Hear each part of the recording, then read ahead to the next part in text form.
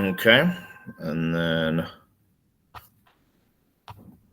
where's that? Let me make sure.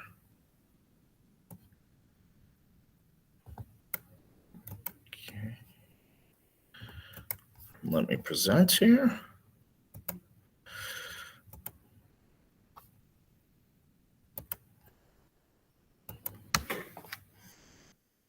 Okay.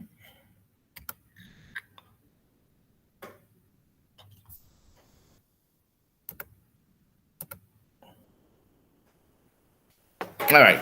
Can you guys see that? Yeah. Okay. Yeah. Good deal. All right. So yesterday, I was saying I was kind of transition. We were talking about the transition from essentially republic to empire with the establishment of the emperor, right? The imperator. The first one being Augustus, which was essentially the name given to Octavian. All right. And with that, with the kind of the empire, there's a lot of the kind of political institutions that were around during the time of the republic that are still there, but power is vested in ultimately into the emperor. All right.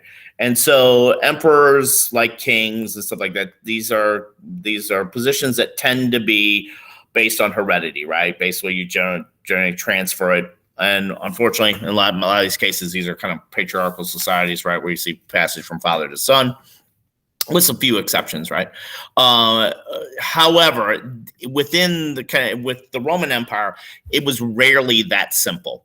All right. In many cases, emperors tended to adopt their heirs. Sometimes their adopted heirs were like stepchildren or relatives. In other cases, they were maybe not even related at all. All right. And so the kind of the passage of power isn't always as kind of like smooth as like kind of like in like other kind of cultures and that for whatever reason. And so they say yesterday we're talking about, and normally what I would do is I would have on the test a section where you match up these emperors of the Pax Romana. And remember, the Pax Romana was this era that historians give for the time of Augustus. It was about 200-year period here. It's like the word peace is in there where it kind of means Roman peace. It's a little misleading, though. The Romans are going to use their military to expand the empire and that. But it's essentially a relatively peaceful time because we don't have these extensive civil wars that marred the later half of the Roman Republic. All right, so that's how they refer to as the Pax Romana, if you will. All right, so Augustus is the first emperor, kind of ushers that in. All right, he is succeeded by his stepson, Tiberius. And all these guys have like multiple names in there. Usually kind of Romans of kind of higher status tended to have three names: their given name, their clan name, and their immediate family name, and some even more. All right. So Tiberius is the second emperor of Rome. Becomes emperor after Augustus dies relatively in his sleep at AD 14. All right. He is the second emperor of, and I failed to mention yesterday, what the dynasty that Augustus was establishing called the Julio-Claudinian dynasty, which his name, Julio, probably was their connection to Julius Caesar. All right. Now, initially, he wasn't supposed to be, Tiberius wasn't supposed to be the heir. Augustus had a daughter that had a couple sons that were expected to, at least one of them was expected to become his heir, but they died relatively young age. All right. And so eventually Tiberius was kind of chosen. Tiberius's mother was Livia, who had been married before. And that was the woman that basically Augustus walked up to and said, "You are no longer married to this guy." He spent his time, most of his time in kind of military campaign. He served in Germania as emperor. When he became emperor, the early part of his reign was decent. He essentially kind of inherited a pretty stable government and just basically kind of maintained what Augustus had. This is a statue of Tiberius. However, things start to turn historically, right? Usually the year they kind of mentioned, and you don't need to type this down because my pending Alzheimer's, right, is 26. All right. In 26, a couple things that happened. Tiberius's son, Drusus, dies. and there's some suspicion on how he died. Tiberius leaves Rome and basically goes to the island of Capri, where he had a kind of a villa there. He never returns to Rome. All right, but what he does is he has his Praetorian prefect, a guy named Sejanus, essentially kind of go to Rome and kind of report back to him. And so Tiberius started to become a little paranoid, believing that Sejanus was trying to supplant him, and even believing that Sejanus may have had a hand in his son's death. So he has him put to death in 31 with a number of his supporters. However, Sejanus is pretty popular, particularly within the Praetorian Guard. On Capri, Tiberius, the historians write, and you got to keep in mind, mainly most of the information we get about these guys comes from like 5 historians. All right. And so some of it can be biased. They talk about Tiberius and how these may be rumors and such that he on Capri was living a life of debauchery. All right. And so in 37, he dies in his bed, but he doesn't die kind of like out of natural causes. It's believed that he was smothered. All right. And so before he dies, though, picks an heir. All right. The heir that he chooses is his great nephew, Gaius Caesar Germanicus, technically, but we more commonly know him by the name Caligula. Caligula was the nickname given to him. It means little boot. The calig was the standard footwear worn by Roman legions. His father was a very popular general by the name of Germanicus, who spent a lot of his time on the frontier in Germania. Germanicus Caligula was, and like a lot of these generals, they would bring their families with them on military campaigns because they'd be gone for years on end at times. So Caligula was kind of like his father's legion's like kind of mascot. He had a uniform. He even had a little chariot. So they gave him the nickname Caligula. And he spent a lot of his early life in military camps and such. However, his father dies under suspicious circumstances. All right. There's a bust of Caligula. All right. There's the calig. All right. The kind of standard footwear. All right. When his father dies, though, sorry about that. When his father dies, Caligula's mother actually publicly blames Tiberius, believing that he had a hand in it because Germanicus was very popular and could have been a threat to the throne, he thought. So Tiberius has most of his family, his mother, his older siblings, thrown in jail. And then after his son dies, he has Caligula come live with him on the island of Capri. Along with another grandson, a cousin of Caligula, Gemellus. All right. And so essentially Tiberius was playing head games, according to some of the historians, with the two, basically kind of having them try to fight it out themselves, if you will. After Tiberius dies, the Senate, because of Caligula's father's kind of name and that, throw their support to him. He then adopts Gemellus, but then later probably has him murdered because of viewing him as a threat. So he becomes the sole emperor in 37. All right. Now, initially, his reign was decent at first part, but it quickly kind of takes a turn for the worse. His reign was rather tumultuous. He probably suffered from some form of mental illness. We do know from the historians like Suetonius and Livy that he suffered from what we believe is epilepsy, which Julius Caesar, I believe, had it as well. Suetonius referred to it as the falling disease. He spends a lot of money on lavish games, squandering money. Trying to build this massive, kind of palace ship that was going to be on Lake Nemi.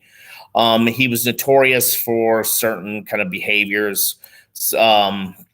He was accused of having an affair with one of his sisters. There was a story in which he would have these banquets that would last for hours on end, and he would invite senators and their wives, and at some point during the banquet, he would take one of the wives and go back to a room and kind of do with what he wanted, and then he would return to the table and inform the senator of his wife's good and bad attributes. And there was one story in which he actually made his horse counsel. this is the horse never went to the Senate, never went and performed any type of like government purposes. It was mainly a middle finger to the Senate to basically say your jobs are insignificant, that my horse could do that. He does declare himself a god, which Roman emperors would let others do that. And even after they died, they were deified. But it was a bad look to essentially refer to yourself as a living god. He claimed to be the brother of Jupiter, actually tried to have a temple of Jupiter replaced with Jupiter, replacing himself from Jupiter, declared war on Neptune, all right, and eventually wore out his welcome. His own Praetorian guards have him murdered, and his wife, as well as his infant daughter in 41. So there's, after his death, there's a question, well, who's next, all right, and the transition is a little odd. It's his great uncle, Claudius. Claudius is the brother of Tiberius. He was actually discovered by the Praetorian Guard who assassinated Caligula, hiding behind some curtains. And so the couple stories, one story is that he bribed the Praetorian Guard not to kill him. And another story is that the Praetorian Guard essentially kind of brought him to the Senate. The Senate thought that they could probably manipulate him, if you will, because Claudius had a kind of a negative reputation within the kind of the family there. He was in his late 40s, maybe early 50s, if I can't remember. Historians said he walked with a limp. He had a speech impediment. He was kind of a laughingstock to a lot of like members of the royal family. There was one story in which they would have these banquets, and Claudius would notoriously fall asleep these banquets, and they would just basically throw food at him. All right. So he's again an unlikely figure to become emperor, and the transition is a little strange, to say the least.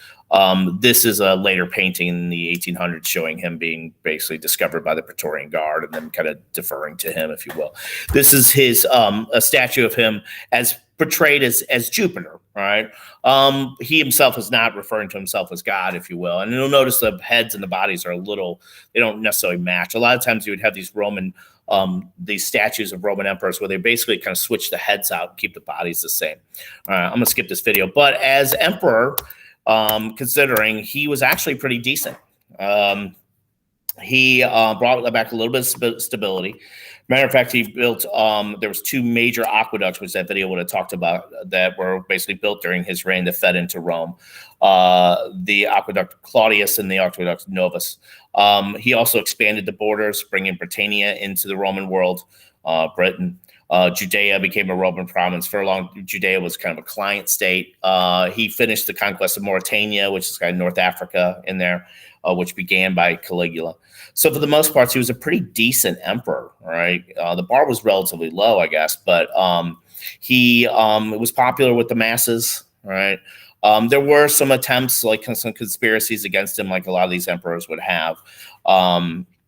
But Claudius's kind of problem was more with his personal life, particularly the women in his life.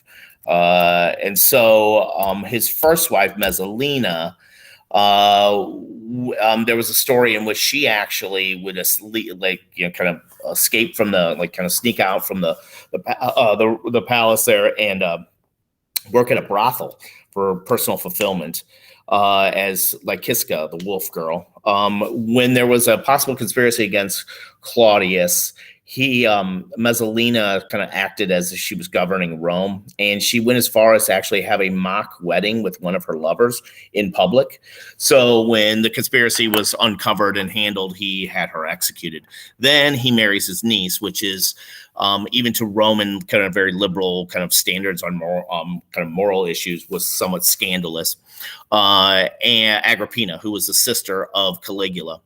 And Claudius has a biological son, Britannicus, who was his designated heir, but Agrippina, it's believed, convinced him to choose Nero as his heir and successor. And in 54, he dies. He's possibly poisoned after eating a mushroom, and all fingers tend to point to Agrippina. All right, and so as a result, in 54, then her son, Claudius's adopted son, Nero, becomes emperor. Now, he was pretty young. He was only about 17. So the first kind of 5 years of his reign, it's basically kind of guided by his mother, Agrippina, who is the quintessential stage mom, if you will. Her agent, who was the head of the Praetorian Guard, and Seneca, who was his tutor as well as a philosopher. Now, this is really, historians again kind of claim that this is more Agrippina's desire for him to become emperor. He kind of fancied himself as an artist, and even after he became emperor, he would publicly go out and like play the harp, the lyre in public at an amphitheater, recite poetry or plays and stuff like that, which a lot of people thought was kind of beneath the position of emperor. All right. There's his bust, his statue. Like I said, you see kind of the heads. A lot of times they'll kind of switch out the heads and keep the same bodies for a lot of these emperors. This is my particular favorite sketch of Nero. One year when I was teaching this, one of the kids asked if that was me. And I guess I could see, a little bit of resemblance. I didn't have a beard at the time, and I was apparently rocking a perm. So I don't know. You may see the resemblance. I'm not sure. All right, but either way, it's a great look for Nero. All right, this is his aureus minted, which all these Roman emperors would have these gold coins minted to commemorate the reign. And so on one side, you see how much of his mother was kind of involved here. There's an image of him and then his mother. All right. Needless to say, she's going to wear out her welcome after he tries to kind of assume control, kind of solely. So in 59, he actually has her put to death. He tried to have her killed twice. One of the attempts was to basically sabotage the boat that she was on after she went to visit him that would sink. When she survived that, he just basically set the Praetorian Guard to stab her, to kill her. And the reason was he kind of publicly kind of like was critical of him, particularly when he took a mistress and kind of a woman named Pompey Sabina. He eventually divorces his wife, Octavia, marries Pompey. However, he ends up kicking her to death when she was pregnant with their child. So Nero, like Caligula, has this reputation of being somewhat unstable. In 64, there was a significant event in which Rome, 2/3 of Rome burnt. And so Nero, the story is that Nero fiddled while Rome burned. The problem with that legend is that, one, it's believed that he wasn't even in Rome at the time, that he was in his in Antium, which is outside of Rome, and that the violin wasn't invented at that time. But the problem was that after the fire, he wanted to use the land and cleared out to build a massive palace for himself. So that's probably where people were like, kind of that rumor started, where he was essentially kind of like had a hand in the fire. What we do know is that he does find a convenient scapegoat for this fire. That's a kind of emerging religious sect, and that's Christians. He was notorious for persecuting Christians. Matter of fact, both St. Peter and St. Paul were martyred in Rome at the same year under Nero's reign. The kind of concept of an antichrist was related to Nero. Early Christian communities always were afraid that Nero would return, and even the concept of 666 as a number associated with the antichrist has its connections numerically somehow to Nero. However, and this is he would argue that he gave charity to those, like in the back of the coin, is a coin showing him giving charity to those who suffered from the fire. His kind of foreign affairs were a little chaotic. Revolts broke out throughout the empire, mainly in Britannia, which he even like contemplated basically kind of pulling Roman soldiers completely out of. We'll talk about a woman named Boudica, who was a Celtic Iceni who led a revolt against the Romans. Judea, which was periodically the Romans had to deal with revolts there quite frequently. So he wasn't a great administrator. He had a number of prominent Roman senators killed in various plots against him. And then eventually the Senate pushes back and declares him an enemy of the state. The story is that he ends up kind of committing suicide in 68. And the story is that even his last words weren't even associated with him being an emperor. According to one of the historians, his last words were either the world has lost a great artist or a great artist dies in me. Either way, there's a year period here where we don't have an emperor and we have generals all vying for that. But compared to what happened in the late period of the Roman Republic, it wasn't that like kind of all consuming, if you will. So what ends up here, also Nero is the last of the Julio-Claudinians. After him, he has no heir. So there's a year civil war. This civil war ends in 69 when the general Vespasian defeats the three other generals to assume power in Rome. He is the first emperor of a new dynasty called the Flavian dynasty. Vespasian is the anti-Nero, right? He is like Nero's like kind of, fancies himself as this intellectual and artist. Vespasian is a military guy, but he does bring back some stability to the empire. He also endears himself to the public by taking a space that Nero was going to use for his own personal palace and build a public structure. And that would be the Colosseum, which is referred to as the Flavian Amphitheater. So it was under his reign where he had orders the construction of the Colosseum. He dies, though, before it's completed. All right. And then also, if you ever go to Italy, particularly in Rome, they sometimes have these pay bathrooms. They refer to them as Vespanos in many cases, named after Vespasian, who began that kind of that tradition of kind of collecting a tax on the use of bathrooms and stuff like that. So here's an image of Vespasian. All right. Like I said, he rules for about 10 years. All right. This is a silver coin minted early in his reign to show, and the backside shows his conquest of Judea. So after 10 years in AD 79, when he passes away, dies of natural causes, his son, and this is one of the few times where we see a transition of power from father to biological son, Titus becomes emperor. All right. Titus made a name for himself like his father in Judea. There was a revolt in Judea that Titus, as the kind of the head of the legions there, put down, and he ends up destroying the temple of Jerusalem. We talked about the Solomon's temple. Now it's rebuilt, but then it's completely annihilated during the reign of the Emperor Hadrian. All right.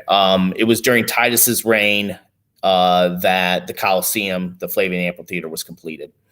All right. So Titus generally has a pretty good history. The history is generally right about him rather relatively positively, mainly because he only is going to rule for a few years. All right. And so that usually kind of benefits a number of people. The shorter you tended to rule, the histories tend to be a little bit better for you. This here is an image of Titus. His conquest of Jerusalem, or the sack of the temple, is basically told in a kind of a monument here called the Arch of Titus, which is in the Roman Forum. If in Paris, they have the Arc de Triomphe, which was built during the time of Napoleon. It's basically a replica of that. You can't quite tell. It's kind of weathered a bit, but on the inside there, it kind of shows kind of Roman soldiers here basically sacking the temple, taking the menorah and stuff like that. And so he also has a coin kind of minted in his honor showing his conquest in Judea. The Colosseum, right? Like I said, the video we watched, essentially when it was opened during the reign of Titus, they had 100 days of games. Every stadium today owes basically their kind of like design to the Colosseum. And basically the Colosseum is basically two Greek amphitheaters just face to face. All right. And much of the construction, when we talked about like kind of pyramids, like that myth of the pyramids being built by Jewish slaves, there was a number of Jewish slaves that built the Colosseum. All right. Many of them kind of brought from Judea there. And you would have underneath the stadium floor, you would have something called the Hypogeum, which was this kind of labyrinth of holding pens and stuff like that. You would have trap doors. If you ever see the movie Gladiator, they show like lions and tigers coming out of the floor. That actually did happen. Over here, where the cross is the Emperors Pax. So generally the games would last all day almost. It was basically you'd have basically animals being slaughtered in the morning, and then criminals and Christians and others being slaughtered in midday, and then the kind of late afternoon into the evening was before sundown was the gladiator battles. And so it's evidence probably they believe maybe 400 to 500,000 people were killed in the games throughout the years. And at one point they even were able to, because there was evidence, there was like kind of like canals that were kind of feeding into the stadium because of Nero's attempt to build his big lake in that area, that they would flood the floor of the Colosseum and have mock naval battles. The one video was going to talk about that. Like I said, he tends to be pretty popular, Titus does, amongst the patricians and the kind of plebeians and the proletariat. One thing that kind of endeared himself to the Senate was he discontinued this thing called leses majestas, which was treason by disrespect, which dates even back to Augustus, where if you were critical of the emperor, you could be tried for treason and basically executed. He suspended that and this kind of, was the idea was allowing for senators to kind of speak out a little bit more. Also, Mount Vesuvius erupted during his reign He was apparently gave money out of his own pockets to charity and stuff like that for those who were suffered for that. So like I said, he generally has a pretty decent history. However, he dies unexpectedly in 81, and his brother, he doesn't have an heir, a son to kind of succeed him. So his brother, Domitian, succeeds him. Domitian is the younger brother of Titus. Domitian also made a name for himself in the military, whereas his father and brother are mainly making a name for themselves in Judea. Domitian is in Germania. And after he becomes emperor, he begins the construction of these kind of forts called lemes, which mark the kind of the frontier with Germania, and that's kind of like, you know, where the kind of the Romans had a kind of constant military presence there. It's believed that at one point he maybe even extended, the Roman military extended into Scotland, but it didn't last very long. The areas where we still find kind of Celtic culture like Scotland and Ireland were there mainly that was able to maintain because the Romans weren't able really to conquer those areas, mainly because of geography. So here's an image of Domitian. All right. This is his aureus. On the back side is Minerva, who is the Roman goddess who's equivalent of Athena, who he believed was his protector. Apparently, according to the legend, he had a dream that she abandoned him before he was killed. All right. So while he's popular with the army and generally the kind of the poor and stuff like that, he's hated by the Senate. He's insists that the Senate refers to him as master and God. Again, that's a problem when you refer to yourself as a god. And then in 85, he gives himself the title censor for life. And censors were, one of their jobs was to supervise the Senate, and if need be, have senators kicked out. That was a little step too far. He held that position for about 9 years or so, and then in 96, he's murdered, probably by court officials. In a conspiracy. He doesn't have an heir, and he's considered the last of the Flavians. All right. And then a new dynasty emerges, and this one is strictly out of the military. And these are the next ones that I'll talk about tomorrow, are not, in many cases, they're not necessarily even related to one another. Okay. So that's it. Let me stop that. I'll stop the recording. So, if you missed some of the stuff, I'll post it. I'm going to post this video on